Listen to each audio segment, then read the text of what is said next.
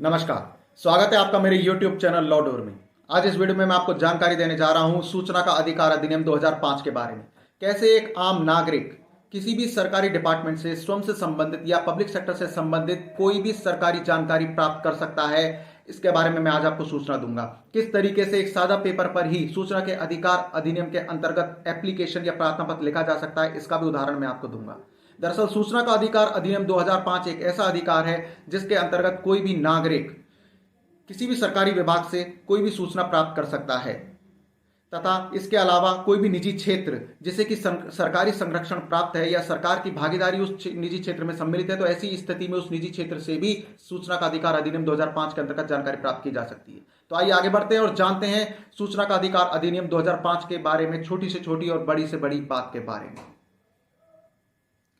सूचना के अधिकार का वास्तविक अर्थ बताने से पहले यह बताना जरूरी है कि एक आम नागरिक ही देश को चलाता है। वो ऐसे जब एक आम नागरिक कोई भी वस्तु खरीदता है तो वो उस वस्तु को खरीदने के साथ साथ कर का भी भुगतान करता है, यानी कि टैक्स भी पे करता है, जिस कर के माध्यम से ही सरकार चलती है। अब आम नागरिक ही देश को चलाता है तो उसे यह जानने का पूरा अधिकार है कि सरकार किस विभाग में कितना पैसा खर्च करती है, किस अधिकारी या राजनेता की जेब में कितना पैसा जाता है। इन सब प्रश्नों के जवाब सूचना के अधिकार के माध्यम से ही मांगे जाते हैं। सूचना का अधिकार अधिनियम भारत की संसद द्वारा पारित एक कानून है जो कि 12 अक्टूबर 2005 को लागू हुआ था। यह कानून नागरिक को जानने का अधिकार या सूचना लेने का अधिकार का हक देता है। हर नागरिक को सूचना लेने का अधिकार, राइट टू इंफॉर्मेशन है। इसके तहत आप सरकार से कोई भी सूचना मांग सकते हैं, सरकारी निर्णय की प्रति ले सकते हैं, सरकारी दस्तावेजों का निरीक्षण कर सकते हैं, सरकारी कार्य का भी निरीक्षण कर सकते हैं और सरकारी कार्य के पदार्थों के नमूने भी ले सकते हैं। दरअसल केंद्रीय सूचना का अधिकार 12 अक्टूबर 2005 को लागू हुआ था। हालांकि 9 राज्य सरकारें जो कि जम्मू कश्मीर, दिल्ली, राजस्थान, मध्य प्रदेश, महाराष्ट्र, कर्नाटक, तमिलनाडु, असम और गोवा थी, इस कानून को पहले ही पारित कर चुकी थी। अब जानते हैं कि आरटीआई एक्ट 2005 के अंतर्गत आपके कौन कौन से अधिकार सम्मिलित हैं। इस एक्ट के अंतर्गत सरकार से कुछ भी पूछे जाने या मांगे जाने का अधिकार, किसी भी सरकारी निर्णय की प्रति लेने का अधिकार, किसी भी सरकारी दस्तावेज का निरीक्षण करने का अधिकार, किसी भी सरकारी कार्य का निरीक्षण करने का अधिकार, किसी भी सरकारी कार्य के पदार्थों के नमूने लेने का अधिकार आदि सम्मिलित किए गए हैं। अब जानते हैं कि क्या निजी इकाइयां सूचना के अधिकार आरटीआई एक्ट 2005 के अंतर्गत आती हैं। सभी निजी इकाइयां जो कि सरकार की हैं, सरकार द्वारा नियंत्रित या वित्त पोषित की जाती हैं, सीधे ही इसके अंतर्गत आती हैं। अन्य प्रत्यक्ष रूप से इसके अंतर्गत आती हैं। अर्थात यदि कोई सरकारी विभाग किसी निजी इकाई से किसी अन्य कानून के तहत सूचना ले सकता हो तो वह सूचना कोई नागरिक सूचना के अधिकार के अंतर्गत उस सरकारी विभाग से ले सकता है। अब जानते हैं कि क्या सरकारी दस्तावेज गोपनीयता कानून 1923 सूचना के अधिकार में किसी प्रकार की बाधा उत्पन्न करता है या नहीं। तो इसका जवाब है नहीं।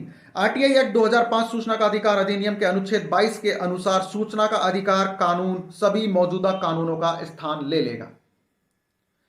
क्या पीआईओ यानी कि पब्लिक इंफॉर्मेशन ऑफिसर सूचना देने से मना कर सकता है? एक पब्लिक इंफॉर्मेशन ऑफिसर सूचना देने से मना उन 11 विषयों के लिए कर सकता है जो कि सूचना का अधिकार अधिनियम के अनुच्छेद 8 में दिए गए हैं। इनमें विदेशी सरकारों से प्राप्त गोपनीय सूचना, देश की सुरक्षा, रणनीतिक, वैज्ञानिक या आर्थिक हितों की दृष्टि से हानिकारक सूचना, विधायिका के विशेषाधिकारों का उल्लंघन करने वाली सूचनाएं आदि सम्मिलित हैं। सूचना का अधिकार अधिनियम की दूसरी अनुसूची में उन 18 अभिकरणों की सूची दी गई है जिन पर यह लागू नहीं होता है। हालांकि उन्हें भी वो सूचनाएं देनी होंगी जो भ्रष्टाचार के आरोपों व मानवाधिकारों के उल्लंघन से संबंधित हो। अब हम जानते हैं कि एक आम आदमी को क्या करना चाहिए यदि पब्लिक इंफॉर्मेशन ऑफिसर यानी कि किसी विभाग का लोक सूचना अधिकारी या संबंधित विभाग उसकी अर्जी स्वीकार ना करे। तो तब ऐसी स्थिति में उस आम नागरिक को यह करना चाहिए कि वह अपनी शिकायत या अपनी सूचना डाक द्वारा भेज सकता है। आप इसकी औपचारिक शिकायत संबंधित सूचना आयोग को भी अनुच्छेद 18 के तहत करें। सूचना आयुक्त को उस अधिकारी पर 25,000 रुपए का दंड लगाने का अधिकार है जिसने आपकी अर्जी स्वीकार करने से मना किया था। अब जानते हैं कि आप सूचना कैसे दे सकते हैं। एक साधारण कागज पर अपनी अर्जी या प्रार्थना पत्र आप लिख सकते हैं और इसे पब्लिक इंफॉर्मेशन ऑफिसर जो कि संबंधित विभाग का है उसके पास में स्वयं या डाक के द्वारा जमा कर सकते हैं। आपको अपने द्वारा दी गई अर्जी की एक प्रति भी अपने पास निजी संदर्भ के लिए रखनी होगी। अब जानते हैं कि क्या कोई आम नागरिक की अर्जी केवल पीआईओ के पास ही जमा कर सकता है? इसका जवाब है नहीं। पीआईओ यानी कि पब्लिक इंफॉर्मेशन ऑफिसर के उपलब्ध न होने की स्थिति में आप अपनी अर्जी एपीआईओ यानी कि असिस्टेंट पब्लिक इंफॉर्मेशन ऑफिसर या अन्य किसी अर्जी लेने के लिए नियुक्त अधिकारी के पास में अपनी अर्जी या प्रार्थना पत्र दे सकते हैं। अब जानते हैं कि एक आम आदमी उस स्थिति में क्या करे जबकि पीआईओ या एपीआईओ का पता ही ना लग पाए।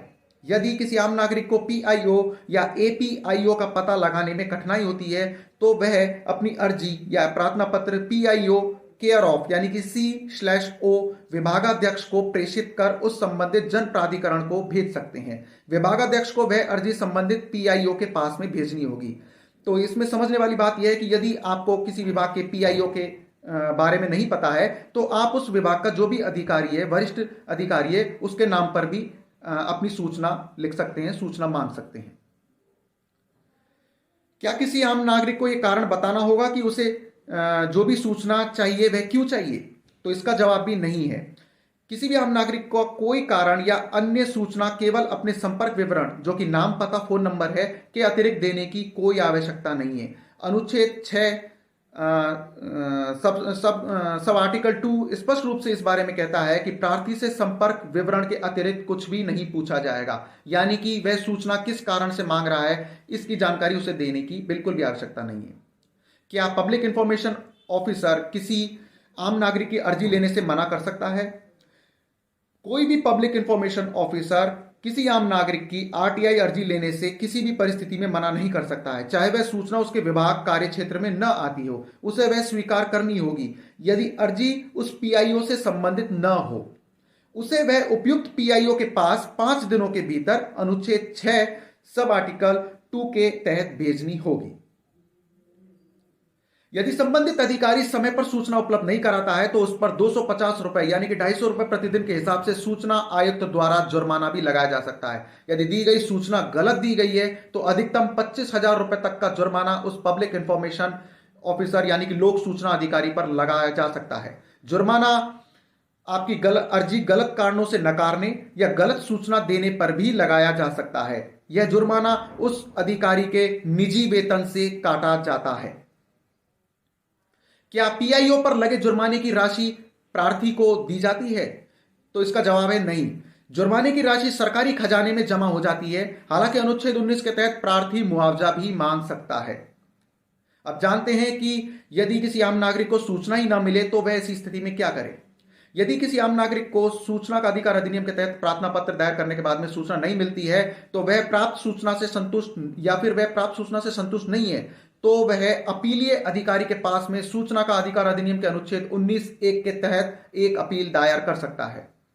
अब जानते हैं कि पहला अपीलीय अधिकारी कौन होगा। प्रत्येक जन प्राधिकरण को एक पहला अपीलीय अधिकारी बनाना होता है। यह बनाया गया अधिकारी पीआईओ से वरिष्ठ रैंक का होता है। क्या प्रथम अपील का कोई प्रारूप होता है? तो इसका जवाब भी नहीं है। प्रथम अपील का कोई प्रारूप नहीं होता है, लेकिन कुछ राज्य सरकारों ने इसमें अपने अलग अलग प्रारूप जारी किए हुए हैं। एक सादा पेपर पर प्रथम अपीली अधिकारी को संबोधित करते हुए अपनी अपीली अर्जी बनाएं। इस अर्जी के साथ में अपनी मूल अर्जी व पीआईओ से प्राप्त जैसे भी उत्तर यदि प्राप्त हुआ है उसकी प्रति लगाना भी न भूलें।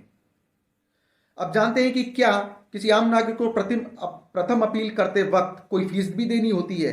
तो इसका जवाब भी नहीं है। किसी भी आम नागरिक को प्रथम अपील करते वक्त कोई भी फीस दे नहीं होती है। कुछ राज्य सरकारों ने फीस का प्रावधान किया है पर कहीं पर इसका उल्लेख नहीं है।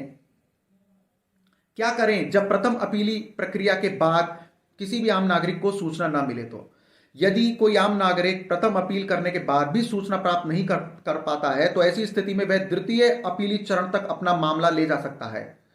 आप प्रथम अपीली सूचना मिलने के 30 दिनों के भीतर व आरटीआई अर्जी के 60 दिनों के भीतर यदि कोई सूचना न मिली हो तो सेकंड अपील यानी कि द्वितीय अपील भी दायर कर सकते हैं। अब जानते हैं कि द्वितीय अपील क्या है। द्वितीय अपील आरटीआई अधिनियम के तहत सूचना प्राप्त करने का अंतिम विकल्प है। आप द्वितीय अपील सूचना आयोग के पास दायर कर सकते हैं। केंद्र सरकार के विभागों के विरुद्ध आपके पास केंद्रीय सूचना आयोग है। प्रत्येक राज्य सरकार के लिए राज्य सूचना आयोग भी है। अब जानते हैं कि क्या द्वितीय अपील के लिए भी कोई प्रारूप उपलब्ध है? तो इसका जवाब भी नहीं है। द्वितीय अपील के लिए कोई निर्धारित प्रारूप नहीं है, लेकिन राज्य सरकारों ने द्वितीय अपील के लिए अपने अनुसार कुछ राज्यों में निर्धारित प्रारूप बनाए हैं। इसके अलावा आप एक सादा पन्ने पर केंद्रीय राज्य सूचना आयोग को संबोधित करते हुए अपनी द्वितीय अपील की अर्जी बना सकते हैं। द्वितीय अपील दायर करने से पूर्व अपीलीय नियम ध्यानपूर्वक पढ़ लें। आपकी द्वितीय अपील निरस्त की जा सकती है यदि वह अपीलीय नियमों को पूरा नहीं करती है तो। अब जानते हैं कि क्या किसी आम नागरिक को द्वितीय अपील के लिए फीस भी देनी होगी, तो इसका जवाब भी नहीं है।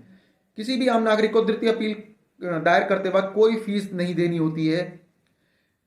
कितने दिनों में द्वितीय अपील दायर की जा सकती है? कोई भी आम नागरिक प्रथम अपील के निष्पादन के यानी कि निस्तारित होने के 90 दिनों के भीतर या उस तारीख के 90 दिनों के भीतर कि जब तक कि आपकी प्रथम अपील निष्पादित होनी थी या डिसाइड होनी थी, द्वितीय अपील दायर कर सकते हैं। अब जानते हैं एक उदाहरण के जरिए कि आप कैसे एक सादा पेपर पर सूचना के अधिकार 2005 के अंतर्गत सूचना किसी भी विभाग से मांग सकते हैं। यहां मैं आपको एक उदाहरण प्रस्तुत कर रहा हूं जिसमें कि कोई आम नागरिक पुलिस डिपार्टमेंट से अपने द्वारा पूर्व में दर्ज कराई गई किसी रिटर्न शिकायत के बारे में, उस पर कोई कार्रवाई हुई या नहीं हुई, उसके बारे में जानकारी मांगना चाह रहा है। तो सबसे पहले मैं आपको ये स्पष्ट कर देता हूं कि इस उदाहरण में सबसे पहले आप अपने पेपर पर सूचना हेतु आवेदन पत्र लिखेंगे तथा उसके बाद में सेवा में आप जिस भी अधिकारी को आप सूचना के अधिकार के अधिनियम के अंतर्गत सूचना मांग रहे हैं, उस डिपार्टमेंट के लोक सूचना अधिकारी, उस विभाग का नाम, पूरा एड्रेस लिखेंगे। उसके बाद में विषय में आपको लिखना है सूचना का अधिकार अधिनियम 2005 की धारा 6 सब सेक्शन 1। यहां पर इस उदाहरण में जिस प्रार्थी ने सूचना मांगी थी, उसने सूचना मांगी थी लोक सूचना अधिकारी कार्यालय पुलिस उपायुक्त से। आप जिससे भी सूचना मांगना चाहते हैं आप लोक सूचना अधिकारी / उस डिपार्टमेंट का नाम लिख सकते हैं। इसके बाद में चाही गई सूचना का विवरण, आप जितनी भी सूचना मांग सकते हैं उनको स्पष्ट रूप से सूचना संख्या 1, 2, 3 जितनी भी सूचना है उनको स्पष्ट रूप से आप लिखें तथा उसका विवरण भी पूरा ढंग से बताएं। इसके बाद में आप अपना नाम, पिता का नाम, श्रेणी, आप गरीबी रेखा से नीचे हैं या नहीं, आपका पोस्टल एड्रेस, मोबाइल नंबर, आपका ईमेल आईडी और साथ ही इसकी फीस जो कि मिनिमम 10 रुपए है, जो कि पोस्टल ऑर्डर के जरिए जमा कराई जा सकती है, उसे संलग्न करना इस एप्लीकेशन के साथ में लगाना बिल्कुल भी ना भूलें। इसके बाद में आप अपनी सूचना के अधिकार अधिनियम के तहत अपना दिनांक तथा जो भी आप दस्तावेज संलग्न करना चाहते हैं उन्हें भी आप संलग्न कर सकते हैं। तो यह थी एक विशिष्ट जानकारी सूचना के अधिकार अधिनियम के अंतर्गत। ये आपको कैसी लगी मुझे कमेंट बॉक्स में लिख के जरूर बताइएगा तथा साथ ही इस चैनल को भी आप सब्सक्राइब करें जिससे कि अपकमिंग कानूनी जानकारी से संबंधित वीडियोस के बारे में भी आप जानकारी समय पर प्राप्त कर पाएंगे। तो मिलते हैं एक और नई कानूनी जानकारी के साथ अपने अगली वीडियो में। नमस्कार।